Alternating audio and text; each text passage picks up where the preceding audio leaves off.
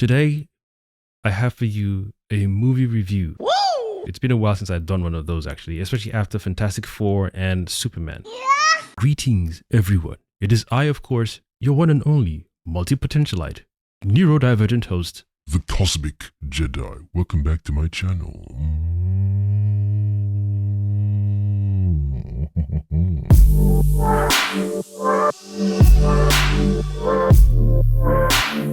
Now this will contain mild spoilers. Mild or maybe major spoilers. I'm not sure yet. Now you want to get nuts?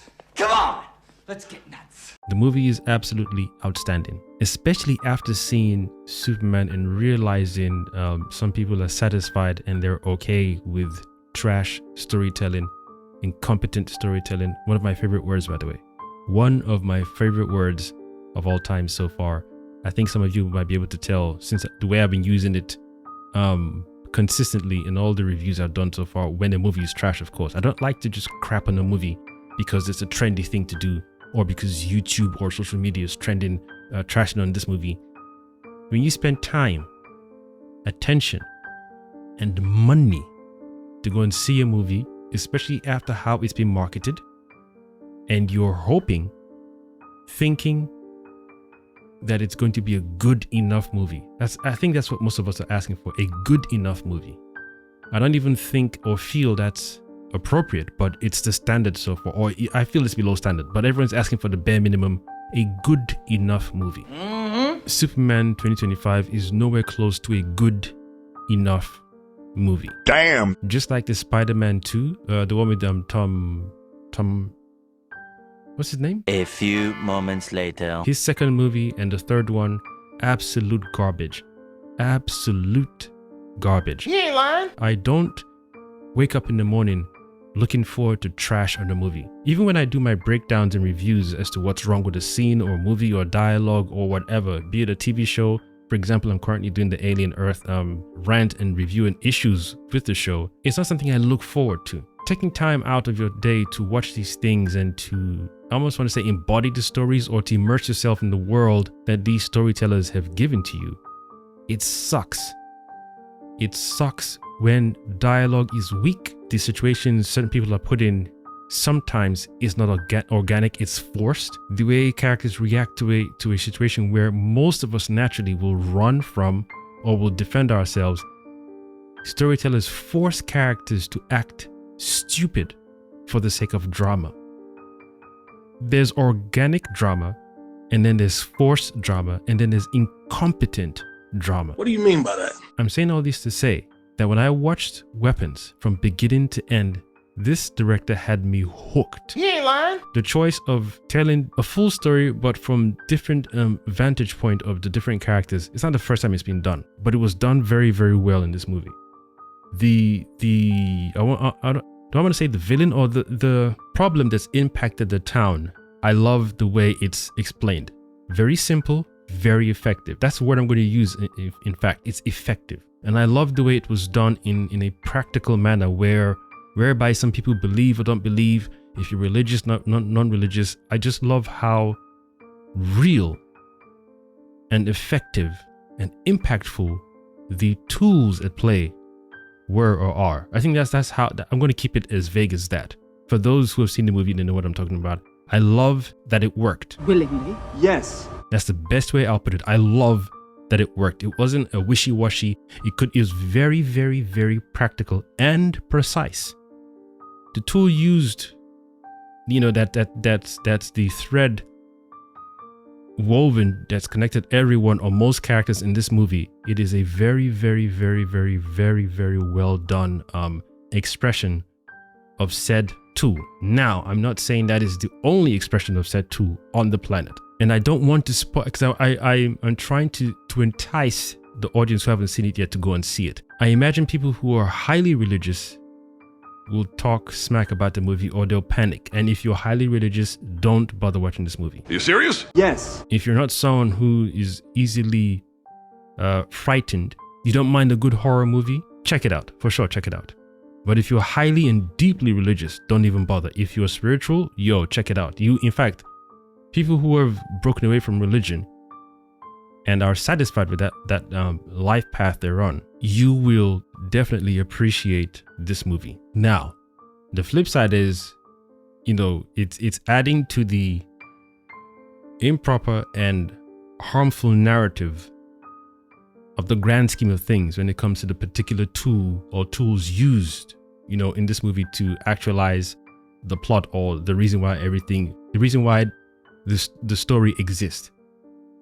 There have been many other movies that have not shone a positive light on this tool, but I still like that it worked. It's something that you would look at it and say, oh, it's impossible, blah, blah, blah. It works. It works. The storytelling, the way the director told the story, the pacing, oh my gosh. And even the inclusion of dreams.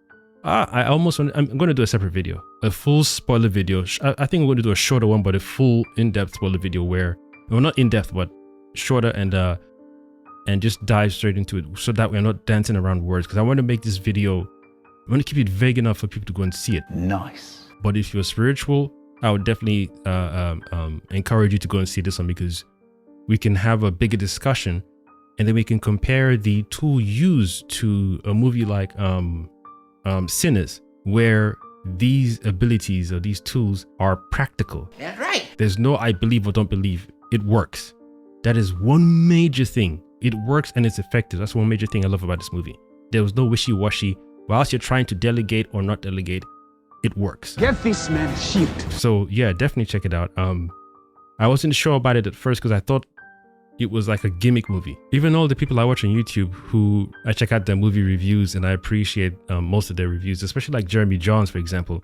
I don't feel his review got me excited to go and see the movie. I just thought, okay, everyone seems to be hiding from it, except Tony Baker. Tony Baker did a movie review and he chose to do a spoiler movie review and said, that's when I got the gist of the movie. I was like, I didn't know the movie was about that, but I thought, okay, well, since he already spoiled it for me, there's no point me seeing it. But he didn't spoil. I dipped out at a particular point in the review. But when my brother came home, he was like, you need to watch it. That's the same feeling he gave me after he saw Nosferatu. He saw Nosferatu first before me. The trailer looked okay. It didn't feel enticing enough. But the movie, however, boy. Woo! This year so far, 3 top horror movies. Sinners #1, Nosferatu #2, and Weapons #3 for me. So that's Sinners at #1 for me. Nosferatu is #2, and then Weapons #3. In fact, I feel, for me personally, Nosferatu and Weapons are neck and neck, like twins. They can both take the second spot for me, but Sinners is at the top for many reasons. Many reasons. I'm still yet to do 1 or 2 videos for that movie as well. But Nosferatu was a beautiful experience. The end, but still, as an overall movie-going experience, beautifully done. That's right. This is one thing I love about being honest when you're doing a movie review. Nosferatu was beautiful from the beginning to the middle, but towards the end, or even towards the end, but right at the end, there was a few things that were done. I was like, if only you hadn't done that. If only. Even if the movie was like a cliffhanger and there's going to be a sequel, I wouldn't have minded it, because the world, beautiful. The expression or how they showed Nosferatu's powers, beautiful. How old he was or how old he is and how he took over, just absolutely beautiful. What I'm saying is, I can praise a movie when it's 85% competent, 85% excellent. I can still give it praise and at the same time say, despite the high praise I'm giving this movie, it sucked here, or it lacked this here, it shouldn't have done this here, but overall, still well done. However, Superman 2025, directed by James Gunn, there was no excellent part of that movie. The only thing I even appreciated and enjoyed enough in that movie that was still lacking in some areas is the introduction and inclusion of Mr. Terrific, and then the fight scene when he had Lois in the bubble and whilst he was taking down the other guys. Even the camera work in that shot was poor because we didn't get to see it externally. We were seeing from Lois's perspective. I personally didn't like that, because when Superman was doing his thing, we weren't seeing it from anyone else's perspective. We were mostly seeing it from his perspective. When he was flying, his perspective, not some orb watching him fly all the time and testing his flight speed. So I wanted to see that fight scene with Mr. Terrific from his perspective, not Lewis's. And even Lewis, even though we're seeing it from her perspective, the camera was still behind her most of the time. And then that 360 thing was a little, it got me a little dizzy at times. But that was, for me, the best part of that type movie. And that's not good. So if you notice how I said 85% of Nosferatu, if not 95, was excellent, this other part of it, just the 5%, just dropped the bar from being a perfect movie. Same thing with Sinners. I would say 90% excellent. Just certain parts of the movie, 10% was like, if only you had rectified those things, you'd have been a 10-10. But that's what we should all be able to do. Honestly, after seeing a movie, we can call out the good parts of the movie and then be honest and say most of these parts were bad, were trash, were not handled correctly. Be honest. Tell the truth. Tell the truth all the time, because that is how you communicate with the studios. If you keep seeing trash movies, these people will slack all the time. They will reduce the cost of production. They will reduce the quality. They'll give you tripe stories. Well, then again, I guess all that is good. It's good for us when we come to do movie reviews. We can cry about it, but we're going to get our views. We get the funds from YouTube or Patreon and whatnot, especially when we do a watch reaction on Patreon. So yeah, I guess it's a win-win for some of us. But I still don't want to have to waste my time crossing my fingers every time I go to the cinema. Hope this is good because the trailer was good. Like, I'm going to do a different video during the week in regards to the Flash movie, pre James Gunn's introduction. And I want to do a comparison, or yeah, I'll say comparison. No, I just want to do a talk about how I felt the first time the Flash trailer was dropped, because I rewatched that trailer recently, and dude, I don't want to spoil it, because you can just tell the difference between how I felt when I watched the trailer and how I felt when I watched the movie, or after I watched the movie. You ain't lying. So yeah, let me just reiterate one more time. If you haven't seen the Weapons movie and you're on the fence about it, you're not highly religious, you're not afraid, or you're not easily shook, go and see the movie. Definitely go and see the movie. I encourage you to go and see the movie, because there'll be conversations to be had for sure. Beautiful. Yes. Absolutely beautiful. And this is how you tell a story. This is how you tell a story with pacing, and you respect your audience. There's light humor here and there, but it's even the layers as well. Yeah. When I do the spoiler review, we're going to talk about some things, because some things stuck out to me. Like, you're going to come out feeling something for sure. I like this one. When you watch this movie, you're going to come out feeling something for sure, for certain characters as well. And just the way the director, twisted certain things, you were expecting it to go this way, and then he tricked you. You expecting to go a particular way again. He tricks you again. Now you're like, you know what? I'm open to whatever. And I love that. I don't mind predicting something in a movie, as long as it's done well. I don't mind, predicting the outcome of a situation, as long as it's done well. I can sit down and watch Die Hard 2, let's say I'm watching for the first time, and well, I know Bruce Willis's character is not going to die. So how is he going to get out of this situation? That's the whole point of certain stories sometimes. Just like Mission Impossible, these characters aren't going to die in this particular iteration, or maybe the director plans to kill off the characters eventually. But until then, we're on an adventure with this character. Yes, they get close to dying, they get injured, they get shot, and they're limping, they don't have shoes on. It's the adventure, it's the experience. We know they're not going to die because they're the main character, but it's how you tell the story that gets you involved or gets you immersed into the world. He's gotten shot in the shoulder.